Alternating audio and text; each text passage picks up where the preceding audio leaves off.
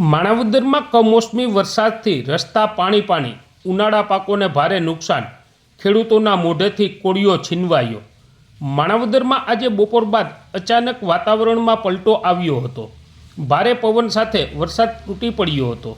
શહેરના મુખ્ય માર્ગો અને ગલીઓમાં પાણી ભરાઈ જતા વાહન વ્યવહાર અસરગ્રસ્ત બન્યો હતો। આ અણધારી કમોસમી વરસાદે ખેતરમાં ઉગેલા ઉનાળુ પાકોને ભારે નુકસાન પહોંચાડ્યું છે।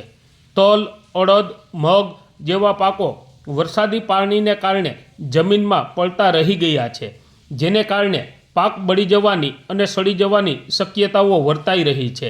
ખાસ કરીને ઊભા પાકોને મોટું નુકસાન થવાની શક્યતા વધુ છે। ઘણા ખેડૂતોનું કહેવું છે કે આવી સ્થિતિ ચોમાસામાં વધુ વરસાદ પડે તો જોવા મળતી હોય છે, પરંતુ ઉનાળામાં અણધાર્યા વરસાદે આફત સર્જી છે।